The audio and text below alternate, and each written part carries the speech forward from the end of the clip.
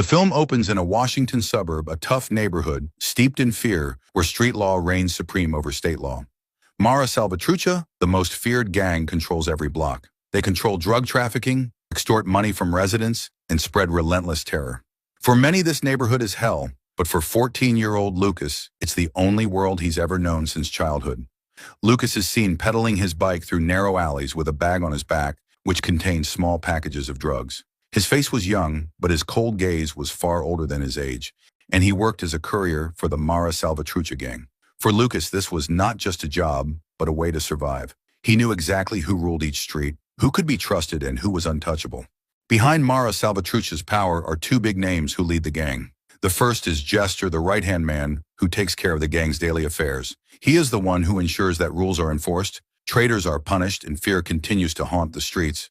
But above Jester stands someone far more dangerous, the true leader of Mara Salvatrucha, a cruel man named Rincon. Rincon was the most feared badass in DC, because he offed all the other crews and dealers and any snake who ever thought of flipping or ratting out. You know, I'll never betray you. His name is rarely mentioned, but more often whispered, and Rincon's power was built on blood and violence. Few dared to look him in the eye, but Lucas was different. He had a special relationship, and he could meet Rincon anytime, something an ordinary courier could never do. Day after day, Lucas continues to deliver drugs to various corners of the city, and one of his customers is a war veteran named Daniel. The man is quiet, his gaze empty, as if his past has destroyed his life. He barely speaks, and his only means of communication is through text messages on his cell phone. Every time Lucas came, Daniel wrote the same thing: to leave the Mara Salvatrucha gang, get off the streets, and go back to school. But Lucas ignored him because he felt he was already too deeply entrenched in the criminal world. Fine. Kid your age should be in school. Easy, Daniel. That's just gonna kill you. Hey, Daniel, you got something for me? Meanwhile, Rincon lived in constant vigilance, convinced that the FBI was still following him. Every unfamiliar car that stopped for too long, every stranger loitering near his house was considered a threat. But that night was different because he was preparing for his sister's wedding. Although known for his ruthlessness, Rincon showed his soft side when he was with his family, and he wanted the big day to go perfectly without a single disturbance. At the same time, Lucas stopped by Carlos's shop, a fruit vendor who was in debt to the Mara Salvatrucha gang. Carlos's life was difficult, his fruit shop was almost closed, his wife was also seriously ill, and finally, in a desperate tone, Carlos asked for a grace period. Lucas was actually just a courier, but his heart still held compassion, and he finally gave Carlos another week. He knew the risk was great because if Rincon found out, the consequences could be fatal. In return, Carlos gave Lucas a bag of fruit to take home to give to his younger brother, Miguel. Catholic wedding must take place in a church. But nobody tells me what to do with my sister. A moment later, Lucas returned to the Mara Salvatrucha hangout, but he was shocked by a sight that made him furious. Miguel, his younger brother, arrived proudly announcing that he wanted to join Mara Salvatrucha. For Lucas, this was a nightmare because he had fought hard to keep Miguel from getting involved in this dirty world. With his emotions running high, he told Miguel to go back to school and promised to pick him up later that afternoon. But deep down, he knew Miguel was becoming increasingly difficult to control. On the other hand, Daniel lived his daily life full of regret, and while buying food from a truck, he suddenly fell silent. The smells and atmosphere around him triggered traumatic memories from the past, which annoyed the people in line. But Daniel remained frozen until a group of thugs came to harass him. Come on, Shabala, get moving. Ooh, he giving you a bitch stamp. Ooh, that's what I thought.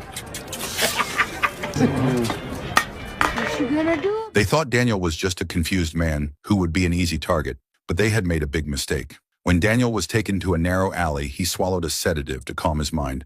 But as soon as the thugs tried to attack him, his military instincts kicked in. In an instant, Daniel took them down one by one with deadly techniques.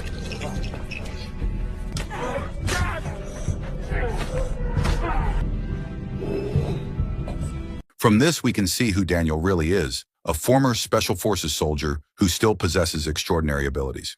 Meanwhile, at Rincon's house, wedding preparations were in full swing. The groom's family arrived looking awkward and afraid, as no one felt comfortable in Rincon's presence. That was when Lucas appeared to deliver the package. But unlike other couriers, Lucas was treated very specially. However, there was a profound reason behind this treatment, because years ago, Lucas's older brother, who was a special forces soldier, died while trying to save Rincon from an attack by another gang. Rincon never forgot that sacrifice, and that's why he regarded Lucas as his own brother, someone who needed to be protected and given opportunities. In a private moment, Rincon even gave Lucas a full suit to wear to the party. He talked about how precious his younger brother was to him, but their time together ended with an order. Rincon gave Lucas an important task to deliver several large packages to a contact near a gas station. Make the truck. We'll come right back. This was no ordinary delivery, and Rincon insisted that Lucas return before the party began. However, on the way, Lucas made a discovery that enraged him, seeing his brother being beaten by a group of gang members. It turned out to be a gang entrance exam orchestrated by Jester, and Lucas angrily stopped them. He claimed he was under Rincon's protection and warned him with a threatening tone that he was on a very important mission. No one dared to oppose him, but deep down, Lucas knew how deeply Miguel had been drawn into this dangerous world. Hey, Miguel, come on, you don't have to do this. Leave him alone, just a kid. Yeah! Meanwhile, Daniel was driving and saw a lifeless man on the side of the road surrounded by police. He paused for a moment, then drove away. Not long after, Daniel saw Lucas and Miguel riding together on a bicycle.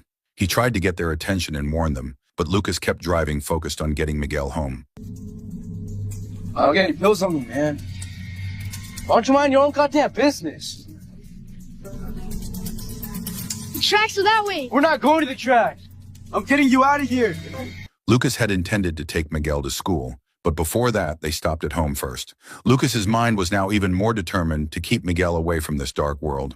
When he arrived home, he quickly packed his things, grabbed his gun, and tucked a letter inside. However, without realizing it, one of the drug packages fell to the floor. Just as they were about to leave, Jester and his men arrived, angry that Lucas hadn't completed the delivery. They forced the two brothers to go with them to meet Rincon. Dumbass. You really think the deal's going down with the train tracks? Just because he's your cousin, you think he trusts you. You're not on top. You never will be. I'm the right-hand man. Get that out of my face. I got shit to do.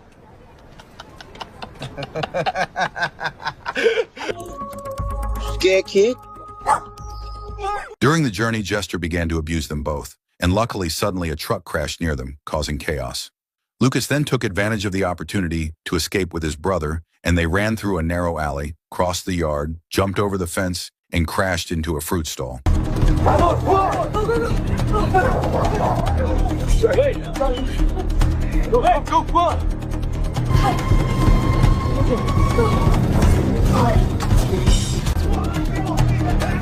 When there was almost nowhere left to hide, Daniel appeared with his car. He opened the door and told them to get in immediately, and without thinking twice, the two of them got in and hid. Seeing this, Jester and his crew chased after them on motorcycles, and a tense chase ensued on the narrow streets of Washington. You hurt?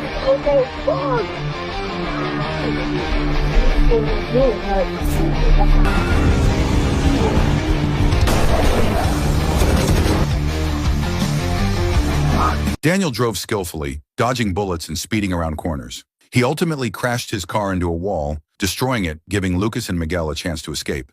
However, unbeknownst to them, one of the drug packages was left in the wrecked car.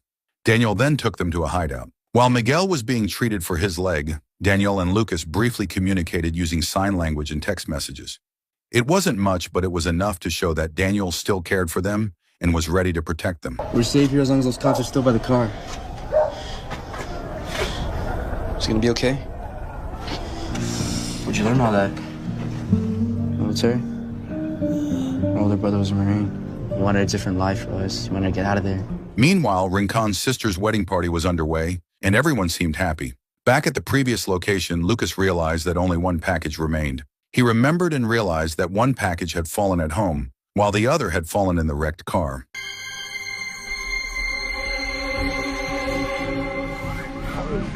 A short time later, Jester entered the party to report Lucas's failed delivery and the loss of the drugs. Upon hearing this, Rincon was furious and ordered all his men to find Lucas and Miguel, but emphasized that they should be brought back alive. Elsewhere, Daniel advised Lucas to leave town for a while, but Lucas refused vehemently, even throwing Daniel's cell phone down in anger and running out.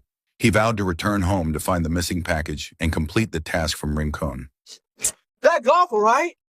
I don't want to hear that phone no more. Why would I listen to you? Leave us alone. Let's go. Shortly after Jester left, Spider arrived, another influential gangster who was supposed to receive the package sent by Lucas. With a lot of money at stake, Spider demanded answers. Meanwhile, Lucas managed to sneak back into his house with the help of a friend.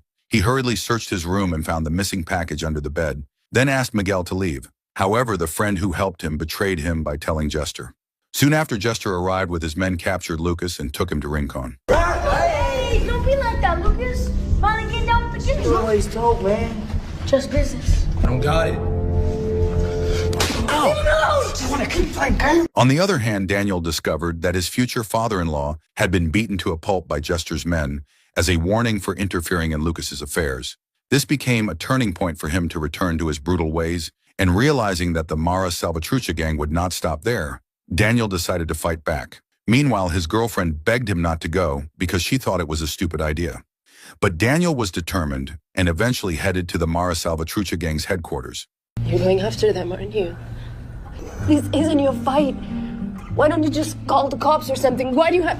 At the same time, Lucas and Miguel were being taken to the Mara Salvatrucha headquarters on Rincon's orders. The wedding party had been full of happy laughter, and everyone was immersed in joy. But that warmth instantly evaporated when Spider entered the kitchen and arrogantly harassed a woman who worked there. Rincon's anger could no longer be contained, and in front of many people he exploded and brutally killed Spider.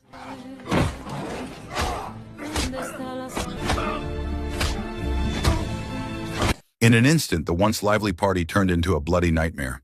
At the same time, Daniel slipped through the narrow alleys around Rincon's house. Although there were far more guards, Daniel's military instincts enabled him to defeat them one by one.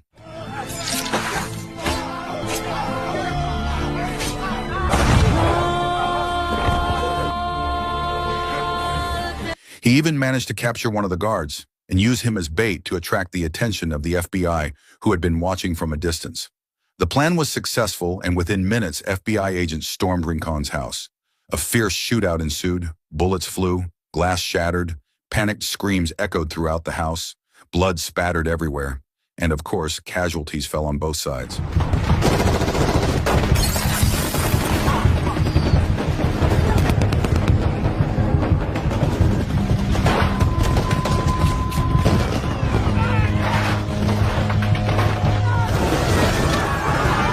In the end, amidst the chaos, a heartbreaking tragedy occurred when Rincon's beloved sister, who was celebrating her wedding, was hit by a stray bullet. She collapsed covered in blood on what should have been the happiest day, while Rincon could only stand in silence, grief and shock as he watched his own sister die before his eyes.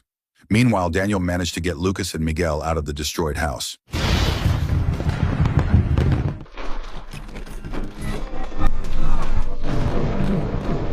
They ran through smoke, debris, and gunfire until they finally reached the train tracks. However, the calm was short-lived as Jester, with his face full of anger, caught up with them.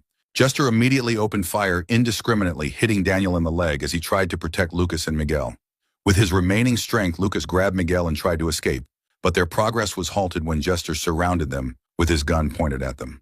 Just as all hope seemed lost, Rincon emerged from the darkness. He stopped Jester's madness and then stared at Lucas with a mixture of anger and disappointment. Why? You know why. I treat you like my son. Just that! For him, all family ties and trust had been betrayed. But despite his heartbreak, Rincon made a surprising decision. He chose to release Lucas and Miguel, as if giving them one last chance to be free and start a new, better life. This decision naturally enraged Jester. Even he accused Rincon of being weak and unfit to be a leader. Overcome with jealousy and hatred, Jester pointed his gun at Rincon and shot him. Jester. Rincon then collapsed on the train tracks covered in blood. Jester then turned his sights on Lucas and Miguel. But before the bullet was fired, Daniel, who was already limping, stepped forward and tried to buy time by offering a package. Jester then tore open the package eagerly, thinking it contained money, but it turned out to be a trick. Realizing he had been deceived, Jester immediately attacked Daniel brutally, but suddenly a single gunshot rang out, breaking the silence, and Jester's body staggered and collapsed lifelessly.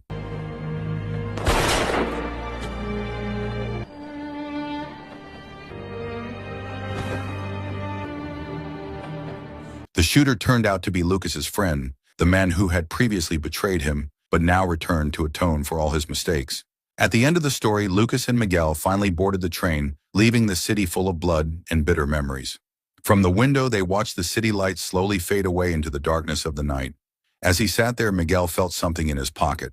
Upon checking, he found a sum of money, Daniel's final gift. And yes, it wasn't just money, it was a symbol of hope for a new life far from the cycle of violence. And with that cool ending, the film came to a close.